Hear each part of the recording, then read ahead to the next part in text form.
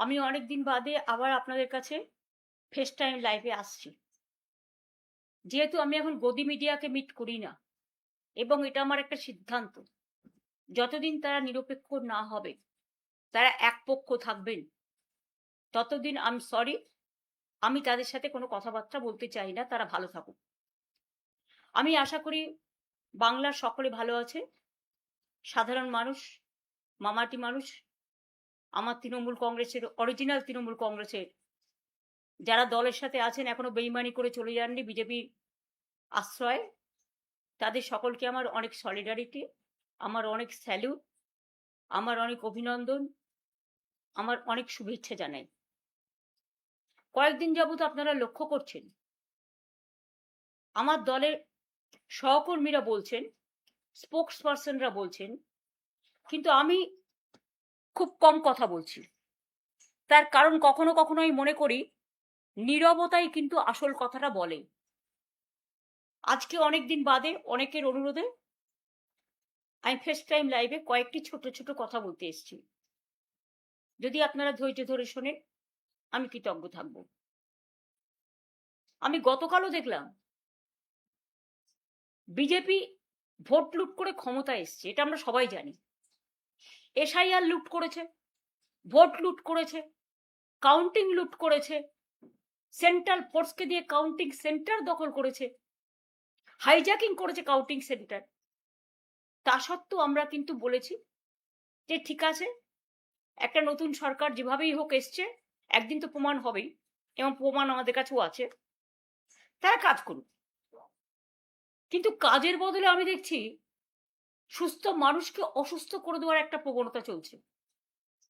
মহা সন্ত্রাস, এমন সন্ত্রাস শুরু হয়েছে যে যারা আমাদের পক্ষে, যারা আমাদের সাথে আছে, আমাদের কর্মীরা, সহস্র কর্মীদের বিনা কোনো কেস থাকা সত্ত্বেও, এবং যে কেসের কোনো ভ্যালু নেই, কোর্টের অর্ডার না থাকা সত্ত্বেও, তাদের দিনে দুপুরে চুরি, ডাকাতি, ধর্ষণ, গাঁজা, এই সমস্ত নানা রকম বাজে বাজে কেস দিয়ে, যার সাথে কেসের কোনো সম্পর্কই নেই, তাদের লকআপে ঢুকিয়ে দেওয়া হচ্ছে, ঘর বাড়ি জ্বালিয়ে দেওয়া হচ্ছে। অনেক সাধারণ মানুষ ঘর ছাড়া, অনেক তৃণমূল কংগ্রেসের কর্মীরা ঘর ছাড়া। এবং সবচেয়ে দুঃখের ব্যাপার হচ্ছে, যারা তৃণমূল কংগ্রেসের সিম্বলে জিতে, আমার সই করা সিম্বলে জিতে, তারা আজ বলছেন 2023-এর পরে নাকি এই পার্টির কোনো অস্তিত্ব নেই, আমাদের 2027-এর অক্টোবরে আবার ইলেকশন করার কথা, এখন নয়। কারণ এটা 22 সালের সিদ্ধান্ত, ওয়ার্কিং আমাদের প্লেনারি সেশনে কনস্টিটিউশন সংশোধন করে, কনস্টিটিউশনে এটা বলা আছে, পার্টির কনস্টিটিউশনে। এবং যদি 2023-এই পার্টির রেকগনিশন শেষ হয়ে যায়, তাহলে 2026-এ আপনারা ইলেকশনে দাঁড়ালেন কি করে? সিম্বলটা তো আমি দিয়েছিলাম, অল ইন্ডিয়া তৃণমূল কংগ্রেসের চেয়ারম্যান হিসেবে জোড়াফুল সিম্বলটা, এবং পার্টির নামটা তো আমি দিয়েছিলাম, সই করেছিলাম। আপনাদের নামগুলো আমার অফিস থেকে গেছে সই করা অবস্থায়, এবি ফর্ম জমা হয়েছে, ইলেকশন কমিশন অ্যাকসেপ্ট করেছে, তবেই না দলের প্রার্থী হয়েছেন। আর আজকে জিতে গিয়ে, যেহেতু বিজেপি নানান ছলে বলে কৌশলে, কঠোরতায়, নির্বাচন কমিশনকে সাথে নিয়ে ভোট লুট করে, নাম কেটে, নানা রকম অছিলায় সেন্ট্রাল ফোর্সকে দিয়ে একটা ভোট লুট করেছে, 2 মাসও ধৈর্য ধরতে পারলেন না, 2 মাসও ধৈর্য ধরতে পারলেন না, এত তাড়াতাড়ি দলের সাথে বেইমানি করে চলে গেলেন। আর বেইমানি করারও তো একটা সীমা থাকা উচিত। পার্টির সাথে বেইমানি না করে, যে পার্টিটা আপনাদের কাছে জন্মদাত্রী মা, আপনারা তো সরাসরি বিজেপি করছেন। এখন বিজেপি করবেন আর তৃণমূল বলবেন, এটা তো হতে পারে না, কারণ তৃণমূল কংগ্রেসের আদর্শ বিজেপি বিরোধী। মনে রাখবেন, আমাদের একটা আদর্শ আছে, আমাদের একটা নীতি আছে। আপনারা যারা বেইমানরা, গদ্দাররা, বিজেপির কাঁধে কাঁধ মিলিয়ে তাদের কথা মতো চলছেন, বিজেপি স্পন্সর যারা, তারা আমি বলবো যদি সাহস থাকে, বুকের পাটা থাকে, যান গিয়ে বিজেপিতে গিয়ে জয়েন করুন, আমাদের কোনো আপত্তি নেই। তবুও বুঝবো আপনারা বিজেপিতে চলে গেছেন। বিজেপিতে থেকে দল ভাঙার চক্রান্ত, ভাবেন কি যে আমি মরে গেছি? ভাবেন কি আমাদের কর্মীরা মরে গেছে? ভাবেন কি অল ইন্ডিয়া তৃণমূল কংগ্রেস মরে গেছে?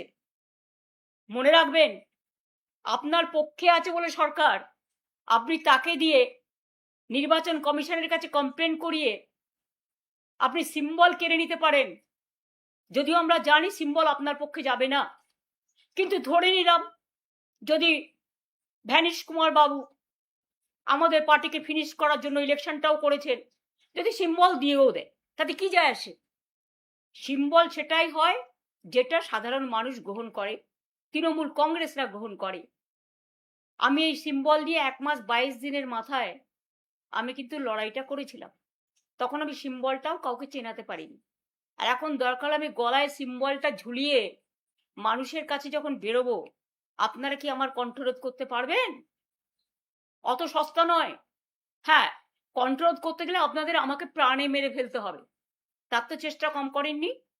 কাকে মারেননি? মহুয়াকে অ্যাটাক করেছেন, অভিষেককে অ্যাটাক করেছেন, কল্যাণকে অ্যাটাক করেছেন, আমার বাড়িতে হামলা করেছেন। আমাদের অনেকে যারা আমাদের সহকর্মী, তারা লক আপে পড়ে আছে, মাটিতে শুয়ে আছে। কাউকে কোমরে দড়ি বেঁধে, কাউকে পায়ে শেকল বেঁধে, কাউকে মাথা নাড়া করে, কারো মাথায় কপিল ঢেলে আমাদের কি বলে সমস্ত নানা রকম কিছু ঢালছেন, গায়ে নানা রকম কিছু ছুটছেন, বলতেও লজ্জা লাগে। বাচ্চারা মিড ডে স্কুলে ডিম পায় না, আর আপনারা হাট্টিমা টিম করে বেড়াচ্ছেন। এটা বাংলার কালচার কোনোদিন ছিল না। আমরাও ক্ষমতায় 15 বছর ছিলাম, আমি কখনো পুলিশকে দিয়ে এই কাজটা করাইনি। বিজেপির নিজস্ব সংগঠন নেই বলে I am sorry to say, এটাই আসল সত্য যেটা আমি জেনেছি। আইসিদের দিয়ে ব্লক প্রেসিডেন্টের কাজ করাচ্ছেন, এসপিদের দিয়ে জেলা প্রেসিডেন্টের কাজ করছেন। এটা তাদের কাজ নয়। আমি মনে করি তাদের কাজ মানুষকে আইন শৃঙ্খলা দেওয়া, রক্ষা করার দায়িত্ব নেওয়া, মানুষকে রক্ষা করা, শান্তি দেয়া, স্বস্তি দেয়া, শক্তি দেয়া, ভরসা দেয়া। ভরসার বদলে আপনারা কি করছেন? সন্ত্রাস। কেন পুলিশ গিয়ে বলবে? আমি তো জানি যারা গেছে। গাড়ি নিয়ে এসছি, চলুন, হয় যার নাম বলছি তার সাথে গিয়ে জয়েন করুন, আর তা না হলে লক আপে চলুন। যারা সহ্য করতে পারেনি ন্যাচারালি, আমি তাদের দোষ দিই না। তাদের সম্পত্তি আছে, তাদের পরিবার আছে, তাদের সম্পদ আছে, তাদের লাগেজ আছে, তাদের ব্যাগেজ আছে, তাদের নানা রকম ব্যাপার আছে। নিশ্চয়ই যার যার পরিবার ভালো থাকুক, এটা আমি চাই। কিন্তু আপনারা মনে রাখবেন, আমাদেরও পরিবার আছে। তৃণমূল কংগ্রেস পরিবারটা বৃহত্তর পরিবার, মামাটি মানুষের পরিবার। তাদের ছেড়ে আপনাদের মতো আমি মাথা নত করবো না, আমার দলও করবে না। এটা মাথায় রেখে কাজ করবেন। আর বিজেপি পার্টিকেও বলি, লুট করে এতগুলো সিট পাওয়ার পরেও আপনারা এত সন্ত্রাস করছেন, কবে সন্ত্রাস বন্ধ হবে? নির্বাচনী আনন্দ তো 2 মাস হয়ে গেছে। এতদিন ধরে তো উৎসব চলে না। অন্য উৎসব করতে দেন না, অন্য কাউকে রেড রোডে প্রোগ্রাম করতে দেন না, অন্য কাউকে, এই তো রাম মন্দির কত টাকা দিয়ে মানুষ বানালেন, কত সোনা, কত রূপো, কত দান, কত ধ্যান, আর আজকে राम का नाम आपने बदनाम कर दिया। हिंदुत्व का नाम पे खेला और हिंदुइज्म को आपने फिनिश किया। যেমন দেখছেন না, প্রণামী থালা থেকে শুরু করে, প্রণামী বাক্স থেকে শুরু করে সব, রাম মন্দির সবটাই নাকি ওদের সম্পদ। এবং ডিজিটালে যারা কথা বলতে চায় ইউটিউবে, একটু বিরোধিতা করলে তাদের সঙ্গে সঙ্গে অ্যারেস্ট করা হচ্ছে এবং এফআইআর করা হচ্ছে। লক্ষ্মীর ভান্ডার যারা পেতেন 2,46,00,000 প্রায়, আজকে 1.5 কোটির ওপর মা বোনেদের নাম প্রায় কেটে দিয়েছে শুনছি। তারা হাহাকার করছেন। স্বাস্থ্যের চিকিৎসা জানি না কোথায় গিয়ে দাঁড়িয়েছে। মিড ডে মিলে যারা রান্না করতেন, মিড ডে মিলে যারা হেল্পার হিসেবে কাজ করতেন, তারাও আজকে হাহাকার করছেন। কাজ দেওয়ার ক্ষমতা নেই, কিল মারার গোসাই। লক্ষ লক্ষ মানুষের জীবন জীবিকা আপনারা কেড়ে নিয়েছেন। এমনকি বকটুয়ের একটা পরিবার আমার কাছে এসেছিল, যাদের 4 বছর আগে আমি চাকরি করে দিয়েছিলাম, পার্মানেন্ট চাকরি, সে চাকরি পর্যন্ত আপনারা কেড়ে নিয়েছেন। আমি যাদের চাকরি দিয়েছিলাম অনেক কর্মীকে আপনারা বসিয়ে দিয়েছেন। এত প্রতিহিংসা রাজনীতি কেন? আর গতকাল যারা গিয়ে তালা দিয়ে এলেন, ওটা ভাড়ায় ছিলাম আমরা। ভাড়াটা কতদিন পর্যন্ত ছিল? এই তার ডকুমেন্ট। এটা হচ্ছে 2027 সালের অক্টোবর পর্যন্ত অফিসটা আমাদের নেওয়া ছিল। কেউ গিয়ে বলছেন আমার নামে আমি সই করেছি। ব্যক্তিগতভাবে উনি সই করেননি, সইটা করেছেন পার্টি অথরাইজ করেছে বলে। কোনো ব্যক্তি চলে যেতে পারেন, কিন্তু ইনস্টিটিউশন চলে যায় না। এটা ইনস্টিটিউশনের সম্পত্তি, এটা মাথায় রাখতে হবে। আমি যেমন কারো ব্যক্তি সম্পত্তিকে দখল করতে পারি না, কারণ এটা তার ব্যক্তি সম্পত্তি নয়, এটা তার প্রতিষ্ঠানগত, তেমনি আমাদের সম্পত্তিও, মামাটি মানুষের সম্পত্তিও কেউ জোর করে দখল করতে পারে না। আর যারা বলে বেড়াচ্ছেন টাকা পাননি, তারা দেখুন তো এই চেকগুলো প্রতি মাসে মাসে কারা দিয়েছে। আমরা যদি না দিয়ে থাকি তাহলে আমাদের কাছে এত ডকুমেন্ট কোত্থেকে এলো? দেখুন দেখুন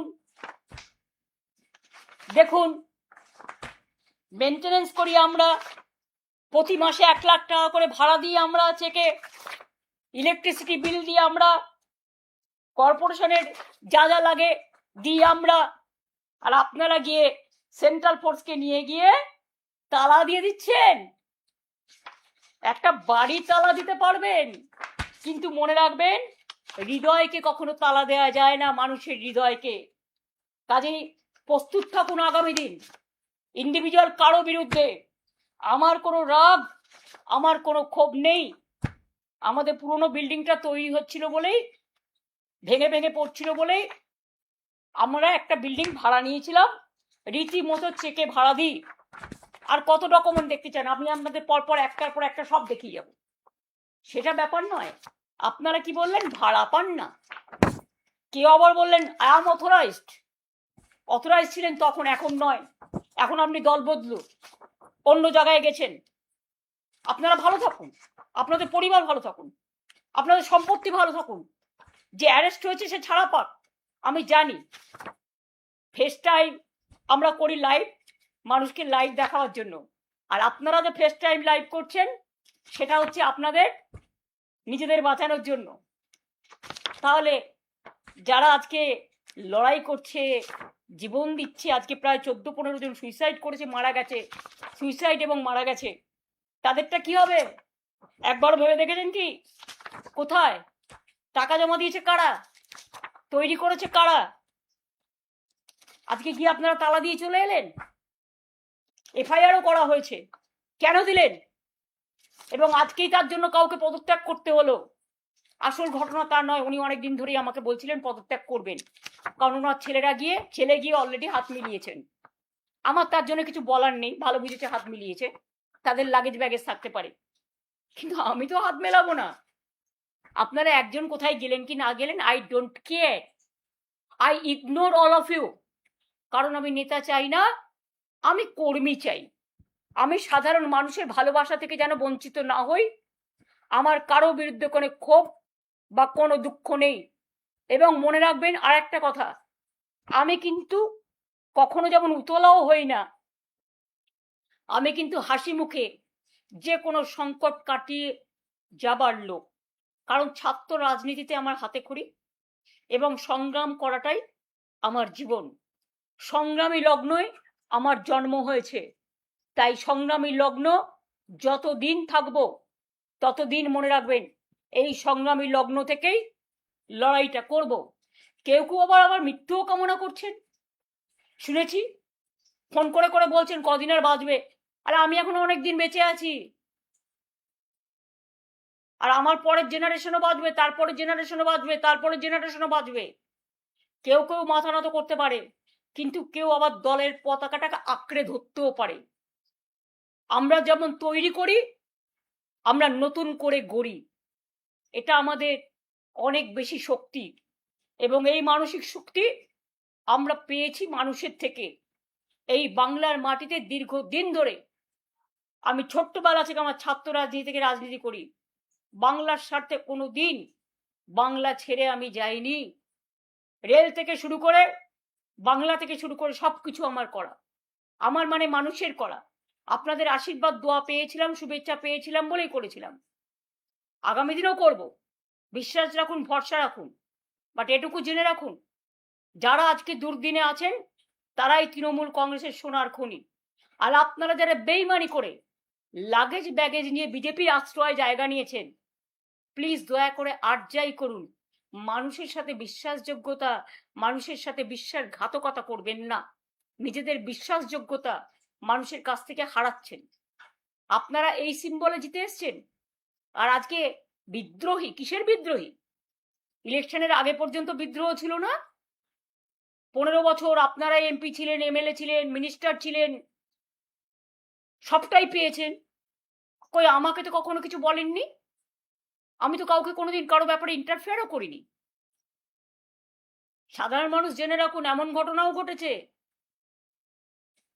বিজেপি অ্যারেস্ট করবে ভয়ে মধ্যরাতে আমার বাড়িতে এসছে। আমি তাকে 10 দিন আমার এখানে খাইয়ে দাইয়ে সুস্থ রেখেছি, যাতে সে কোর্টে বিচার পায়, আশ্রয় পায়। আমার কোনো রাগ বা ক্ষোভ নেই, তারা ভালো থাকুক, তাদের পরিবার ভালো থাকুক, আমি চাই। কিন্তু মনে রাখবেন, আমাদেরও একটা পরিবার আছে, স্বার্থপর পরিবার নয়, স্বার্থ ত্যাগ করার পরিবার। আজকে যারা আমাদের সাথে আছে তাদের নামে অনেক উল্টোপাল্টা বলে বেড়াচ্ছেন।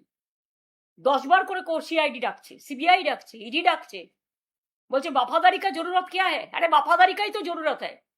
আসল মানুষ তো সেই যে মানবিকতাকে সত্য বলে গ্রহণ করে। আসল মানুষ তো সেই যে দুর্যোগে লড়াই করে দাঁড়াতে পারে। আসল মানুষ তো সেই যে দুরন্ত বেগে দৌড়তে পারে। আসল মানুষ তো সেই যে পাশবিকতা নয়, মানবিকতাকে ভালোবাসে। আসল মানুষ তো সেই যে রাষ্ট্রীয় সন্ত্রাসের বিরুদ্ধে রুখে দাঁড়ায়। আজকে সবার কাছে অনুরোধ করবো, যারা রাত দিন পাহারা দিয়ে রাত জেগেছেন, অনেক ধন্যবাদ। আজকে কাউকে তো দেখতে পাচ্ছি না, কেউ প্রতিবাদ করছেন না। বাংলার মাটি তো প্রতিবাদের মাটি। বাংলার মাটি প্রতিহিংসার মাটি নয়। বাংলার সংস্কৃতিটাকে কি আমরা সবাই ভুলে গেলাম এত তাড়াতাড়ি? রবীন্দ্রনাথকে ভুলে গেলাম, নজরুলকে ভুলে গেলাম, আবুল কালাম আজাদকে ভুলে গেলাম, বাবা সাহেব আম্বেদকরকে ভুলে গেলাম, বিরসা মুন্ডাকে ভুলে গেলাম, ভগৎ সিংকে ভুলে গেলাম, নেতাজি সুভাষচন্দ্র বোসকে ভুলে গেলাম, রামকৃষ্ণকে ভুলে গেলাম, স্বামী বিবেকানন্দকে ভুলে গেলাম। এ কি চলছে? আজকে সংবিধানের কোনো গুরুত্ব নেই। রাষ্ট্রীয় সন্ত্রাস, বিচারের জায়গাটা বন্ধ হয়ে গেছে। বিশ্বকবি রবীন্দ্রনাথ ঠাকুর বলেছিলেন না, বিচারের বাণী নীরবে নিভৃতে কাঁদে। কোনো জায়গা থেকে বিচার পাওয়া যাচ্ছে না। পুলিশ এফআইআর দিচ্ছে না কোর্ট বলা সত্ত্বেও, যাকে তাকে মারছে এবং অত্যাচার করছে।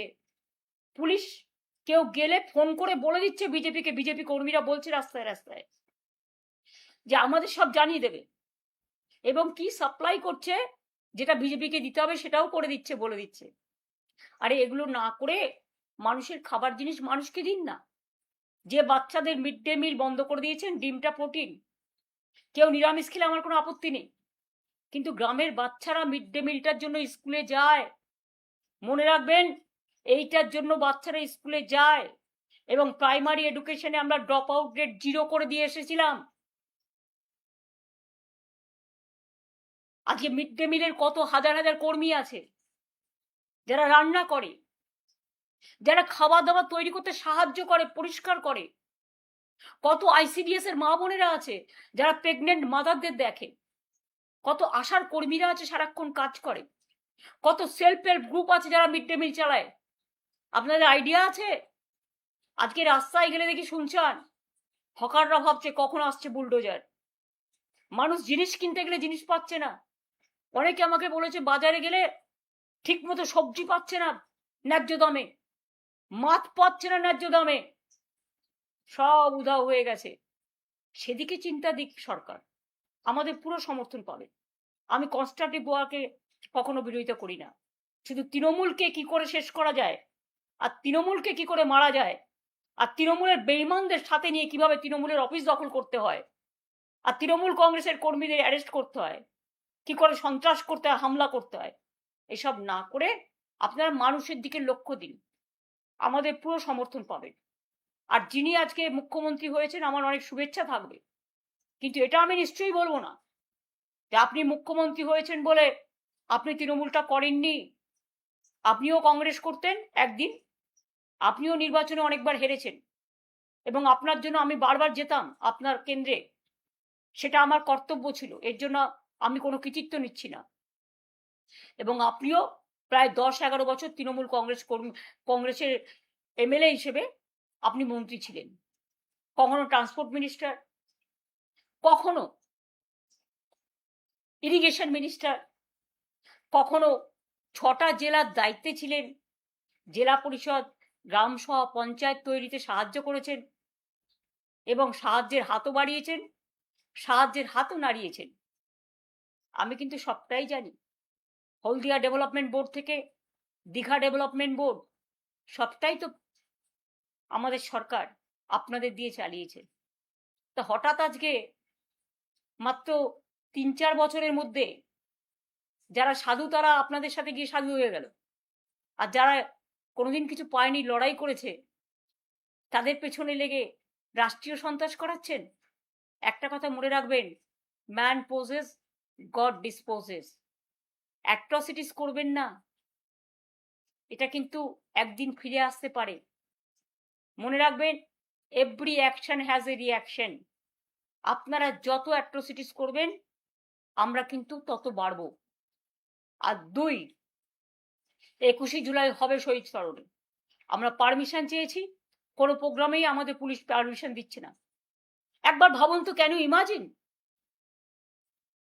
যে একটা পুলিশ কখনো বলতে পারে যে up to August no rally will be allowed in Kolkata central and north.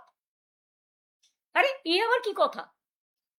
Total গণতন্ত্রটাকে control, গায়ের জোরে ব্ল্যাঙ্ক অর্ডার।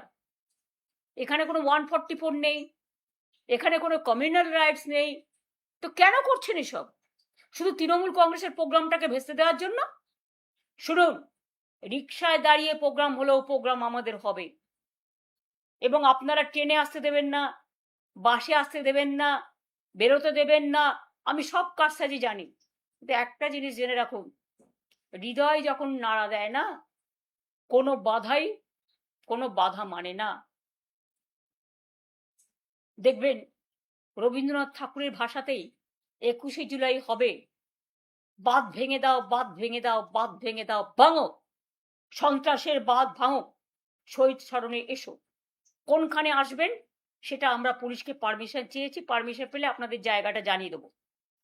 আর একটা কথা বলি, তৃণমূল কংগ্রেসের, আমি অল ইন্ডিয়া তৃণমূল কংগ্রেসের চেয়ারম্যান হিসেবে, যে আমি অল ইন্ডিয়া তৃণমূল কংগ্রেসটাও যখন যেমন দেখব, আমি ওয়েস্ট বেঙ্গল স্টেট তৃণমূল কংগ্রেসও আমি নিজে দায়িত্ব নিয়ে দেখব। এখন তো আর অন্য কোনো কাজ নেই, আমি এই দলের কাজটাই ভালো করে করব এবং আমি প্রতিদিন আমার কর্মীদের মিট করি, সুতরাং সবাই জানেন। সুতরাং আমি দলটাকে আরো ভালো করে দেখতে সুযোগ পাবো।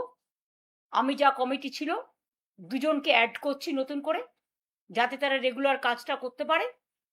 এবং আমার অফিসটাই মনে রাখবেন, তৃণমূল কংগ্রেস জন্মের আগে থেকে এই 30B হোল স্টেটের ডিস্ট্রিক্টটাই তৃণমূলের অরিজিনাল অফিস হিসেবে কাজ করত, আজও করে, ভবিষ্যতেও করবে।